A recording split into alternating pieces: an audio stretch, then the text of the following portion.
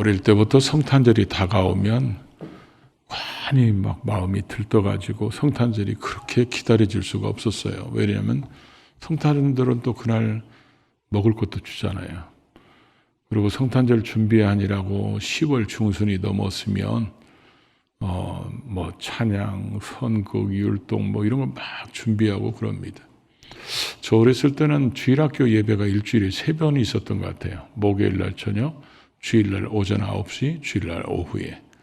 그러면서 교회 다니는 것이 정말 신나고 기쁜데 제일 기다리는 날이 성탄절이었죠. 그래서 성탄절 때 제가 기억으로는 제 1학년 때, 초등학교 1학년 때인가, 그때 제가 처음 성탄 무대에 등장한 것이 마태복음 2장을 외우는 거였습니다.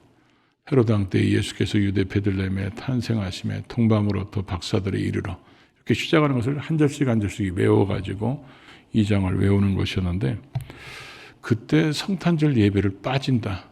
이건 죽음입니다.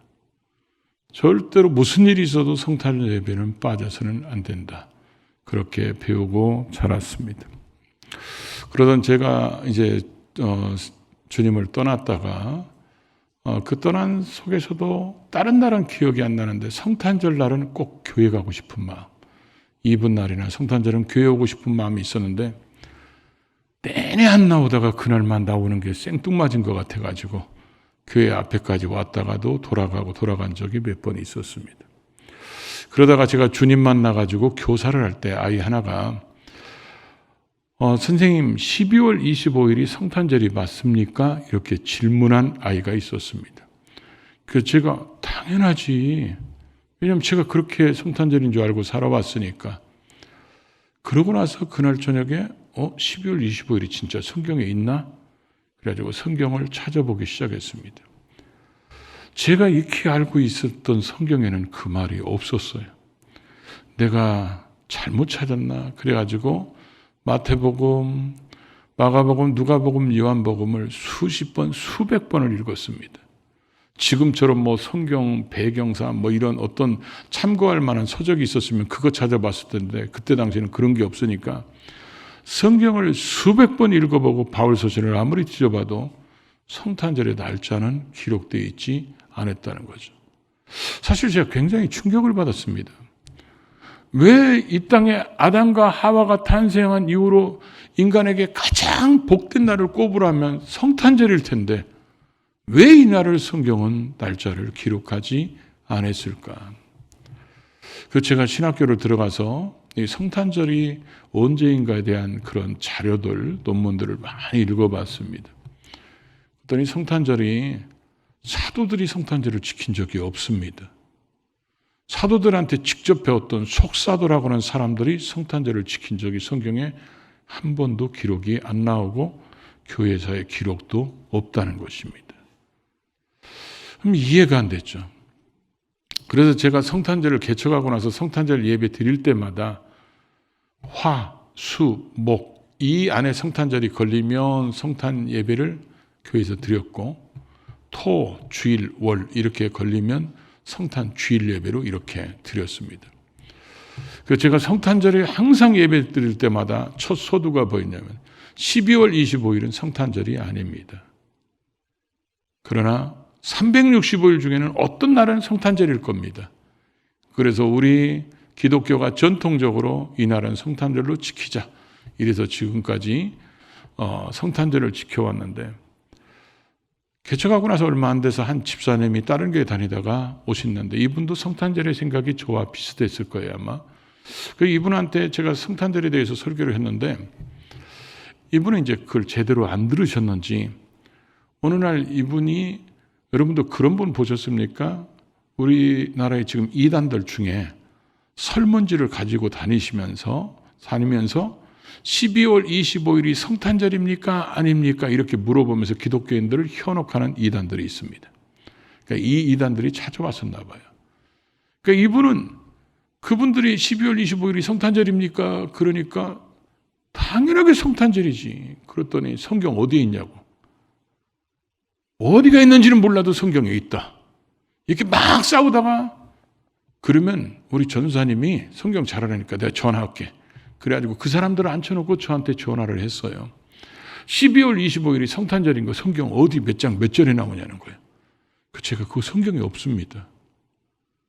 그 성경에 안 나와요. 그랬더니 이분이 충격을 받아가지고 그 앞에 사람들이 얘기하는 소리는 다 들렸는데 이분은 말을 지금 잃어버린 거예요. 그러고 나서 얼마 지나서 이분이 교회를 떠났어요.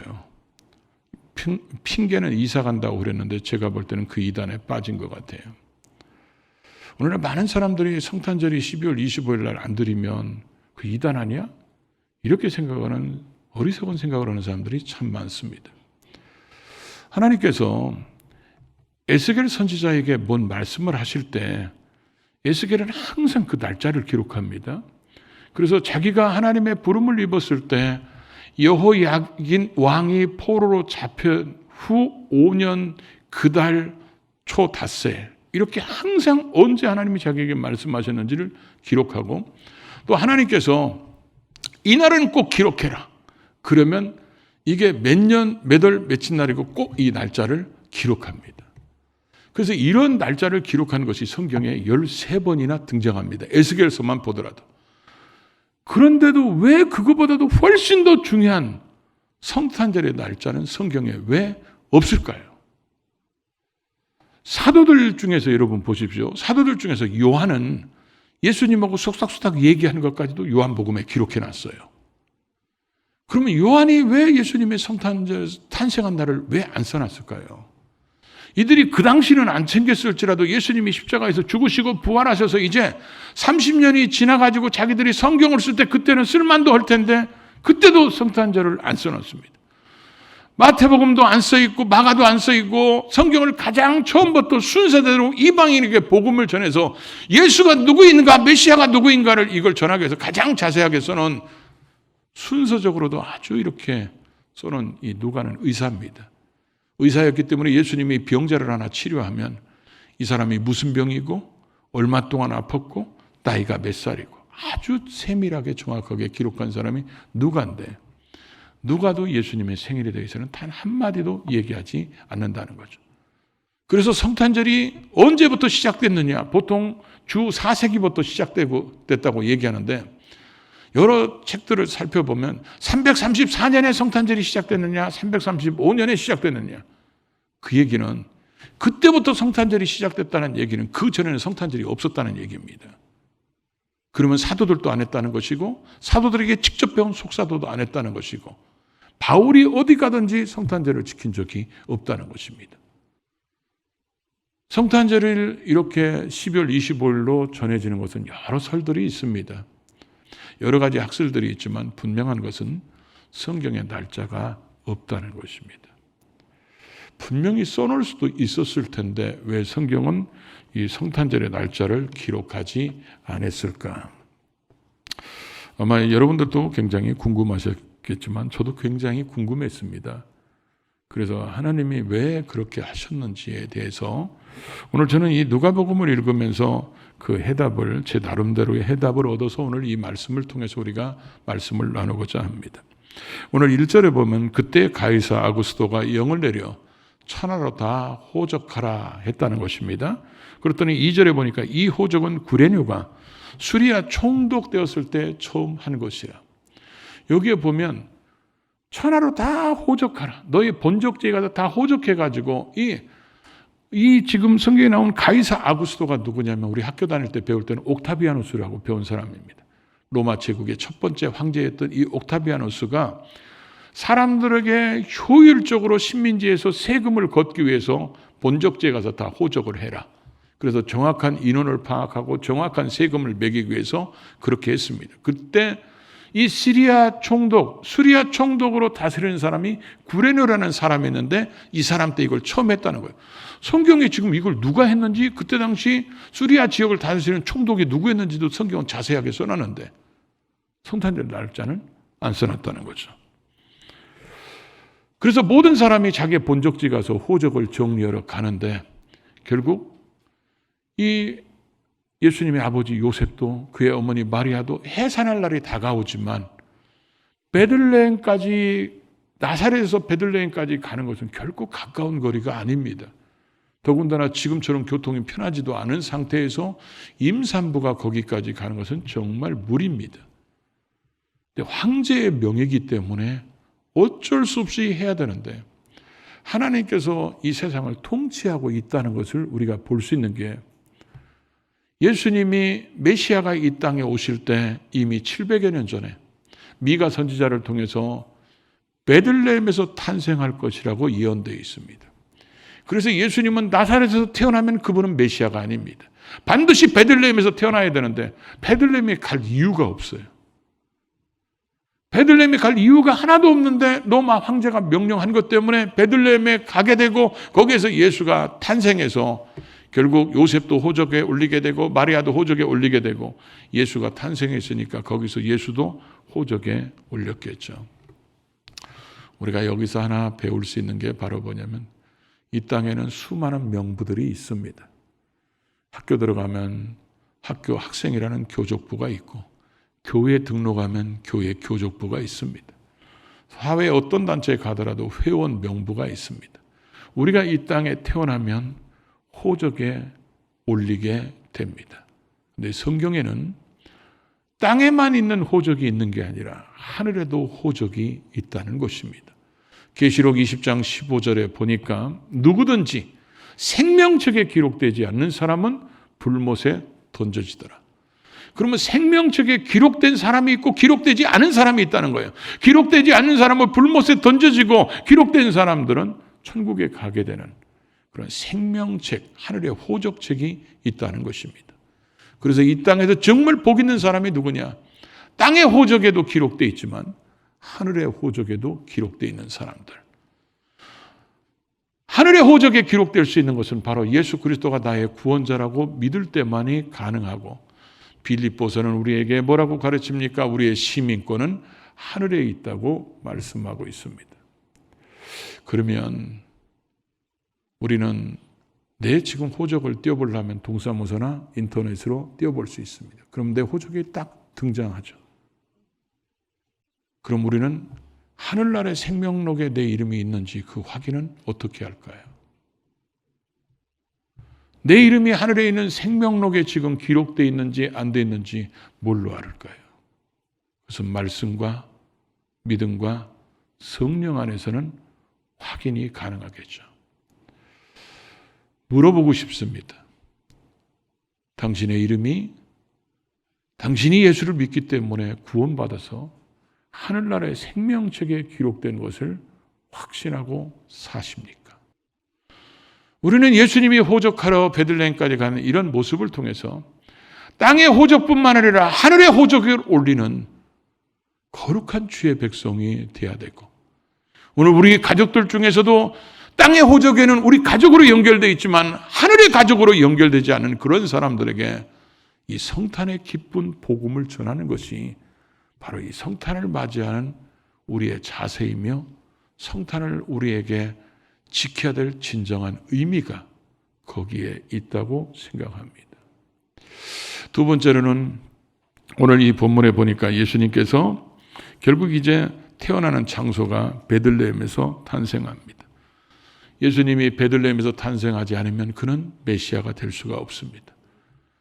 베들레헴에서 탄생해서 다윗의 족속인 거로 그가 다윗의 후손으로 메시아가 온다는 그 하나님의 말씀이 이루어지려면 반드시 베들레헴에서 탄생해야 되는데 이 베들레헴이란 뜻이 떡집이란 뜻입니다. 그런데 예수님은 자신을 요한복음에서 이렇게 소개합니다. 내가 하늘에서 내려온 산떡이니 내가 하늘에서 내려온 생명의 떡이니 나를 먹는 자는 믿는 자는 영생을 얻게 될 것이라고 말씀하셨습니다. 우리에게 생명의 떡이 되주시기 위해서 예수님께서 베들레헴에서 탄생하셨는데 오늘 우리가 여기서 하나 질문해 볼 게 있습니다. 예수님은 베들레헴에서 탄생하셨습니다. 그러면 당신은 어디서 탄생했냐는 거예요.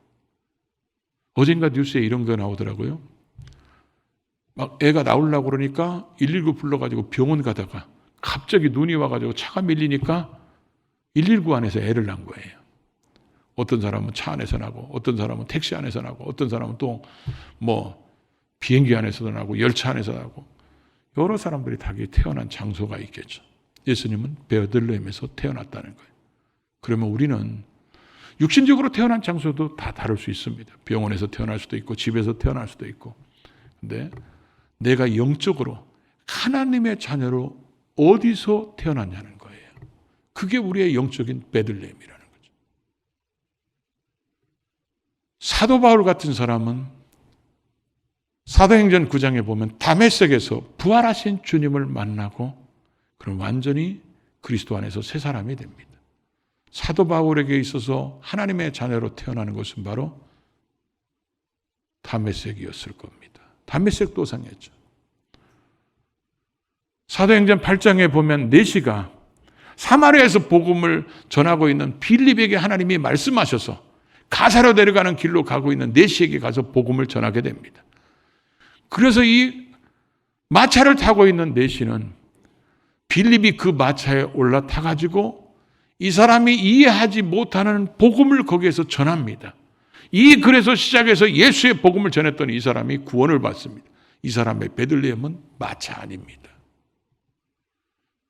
바울이 사도행전 16장에 보면 방향을 하나님께서 소아시아를 가지 못하게 해서 마케도니아로 환상을 보고 방향을 바꿔서 가장 큰 성인 빌립보에 갔을 때 어디 기도할 데가 없는가 찾아보다가 여인들이 모여있는 걸 보고 복음을 전했더니 성령께서 누디아의 마음을 열어셔서 누디아가 거기서 복음을 듣고 구원을 받게 되죠. 누디아의 베들레헴은 바로 강가였습니다. 여러분이 예수 그리스도를 나의 구원자로 믿은 그곳이 어디입니까? 교회일 수도 있고 어떤 사람은 길거리에서 누가 전도해서 예수를 나의 구원자로 영접하여서 거기 길가가 내 베들레헴이 될 수도 있고 다 다를 수 있습니다. 당신의 베들레헴은 어디십니까? 우리는 그런 걸 확인해야 됩니다. 예수님이 오셨는데 예수님이 수만 번, 수천 번 오시면 뭐합니까? 내가 구원 못 받으면 아무런 의미가 없는 거지. 예수님이 오셨는데 과연 나는 예수를 믿고 하늘에 있는 생명록에 내 이름이 기록되어 있는가? 그 예수를 영접한 나에게 진정한 영적인 하나님의 자녀로 태어나는 베들레헴이 나에게 있었는가? 그리고 예수님은 베들레헴에서 태어나실 때 있을 곳이 없어가지고 여관에 있을 곳이 없어서 구유에 누워 있었다고 말씀하고 있습니다. 자기 땅에 주님이 오셨는데도 자기 백성들이 주님을 영접하지 않았다는 겁니다. 영접하면 그 사람은 영접하는 자, 곧 그 이름을 믿는 자들은 하나님의 자녀가 될 수 있음에도 불구하고 그들은 주님을 영접하지 않았다는 거죠.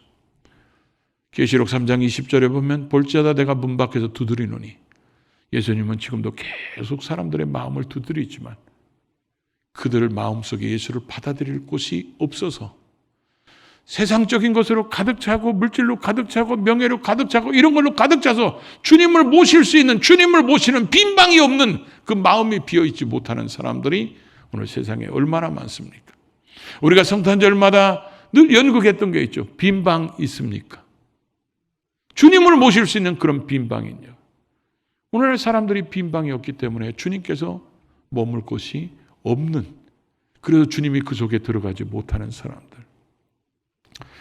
우리가 예수를 믿고 구원받게 되는 것은 지금의 이 구유는 어디인가? 그것은 바로 우리의 마음을 의미하는 것입니다.